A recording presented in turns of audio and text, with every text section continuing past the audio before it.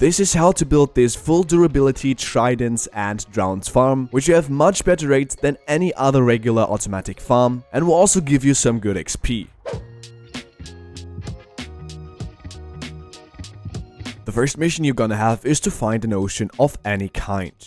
Then you want to make sure that you got a block at the surface of the water, so right here, and outgoing from this point, you want to stack up another 64 blocks. Once you place down your stack of blocks, you want to drop down again, take out your ladders, and then you want to place ladders all the way up to the top of the tower. That makes sure that you have an easy access for the farm. And once you're back at the top, what you want to do is to extend out 4 blocks into this direction right here, and you want to extend out 3 blocks into this direction. This will give you an angle like this, and you want to place in some blocks so that you have a filled 4x5 platform like this. In the middle of the platform, in this spot, you want to place a double chest, and behind the double chest, in this position, a hopper. Once you have that set up, you want to place 3 blocks all around, so behind the chest, and then you want to place 2 blocks at each side of that small platform, which will leave you with this shape. Now, what you want to do is to place glass blocks on all these 6 blocks. You can also use regular building blocks, but it is easier to see into the farm when you get glass. As the next step, you want to take a dropper and place it on this block. Into the dropper, you want to put a nautilus shell, which you can get by fishing or by drowns themselves. So if you don't have a nautilus shell yet, this farm will deliver you one soon. Then you also want to place a button at this side of the dropper, which will allow you to drop the nautilus shell when needed. Then in these 5 positions, you want to place more building blocks or glass blocks, and also take a temporal block and place it in this position, and 2 more blocks right here in the front side. Then you can remove the temporal block again, and you want to place 2 buttons underneath these 2 blocks. This is because we still want to open the chest. Now you want to take out a water source, and you want to place the water source in the opposite corner outgoing from the hopper, so right here. This will make sure that all the items will float into the hopper and will get stored in the chest right here.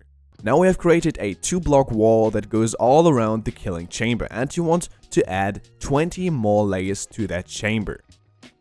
Now this should be looking something like this, so you have your 2 first layers and then 20 more on top, which will give you a total of 22 layers.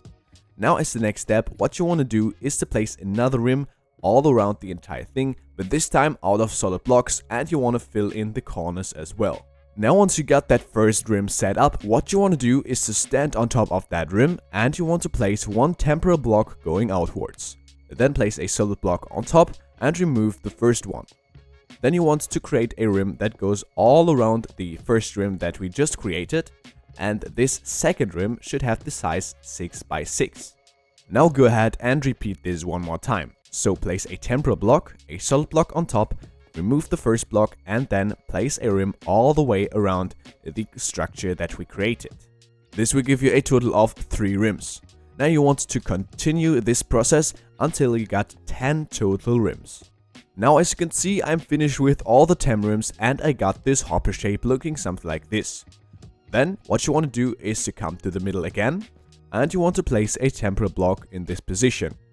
Then place a fence gate on top, 1 more in front, and 2 more at the side. You want to remove the temporal block, and you also want to open the fence gates.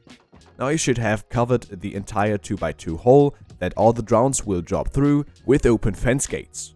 Now you want to get to the top of the hopper, and there we want to create an infinite water source. So just place some blocks down, place a rim all the way around, so you have a 2x2 hole in the middle, and then place 2 water sources in these positions, giving you an infinite water source. With this infinite water source, what we want to do is to place water in all these positions, and you want to place the water on top of the second to last layer, so the water does not flow out. Once you make sure that every single of these spots on top of the second to last layer is filled with water, you're finished with the water streams, and you can go ahead and remove the water source. If you just plan to use this farm at night, the farm is already finished, but for day usage, we need to put a roof on top of the farm. And in order to do this, what you want to do is to stack up 4 blocks like this. These are just temporal, And now you want to place one block of leaves in this position. It should be right above the water. Now why we use leaves for this is very simple. If you use solid blocks for the roof, this will not allow drowns to spawn anymore. Now you can remove the temporal blocks, and now you want to place a leaf in every single position that is above water. So this means not just above the water sources, but also above the water streams. As you can see, now I'm finished with the leaf roof and there are already drowns spawning. Now if I take away the night vision effect, you will see why. We have shadow that is caused by the leaf roof. If you want to further improve the rates of this farm, what you can do is to place another rim all the way around the roof that is 5 blocks long, and you can build this one out of leaves or solid blocks because this will not interfere with the spawning of the drowns. Once you build that roof out of solid blocks, so not leaves, what you want to add is some torches. This will prevent other mobs from spawning. They should not interfere with the rates of the farm, but you should still do this as they could annoy you.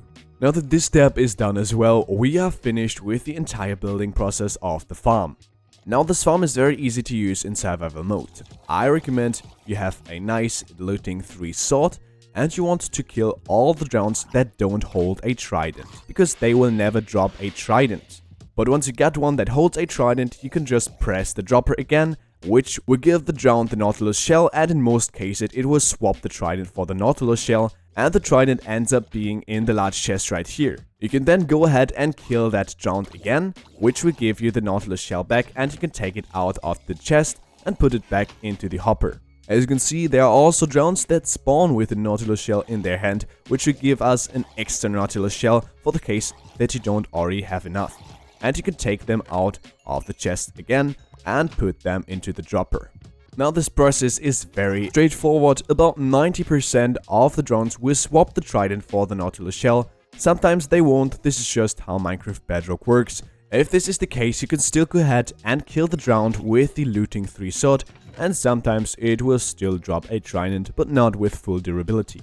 With this method, in just a few minutes we already got 5 full durability and 1 less durability tridents, as well as some Nautilus shells, some copper, some ink sacs and rotten flesh. And I think this is a great farm to use. So if you like this video, please don't forget to subscribe. I appreciate all your support. Then we'll see us again in the next video. See ya!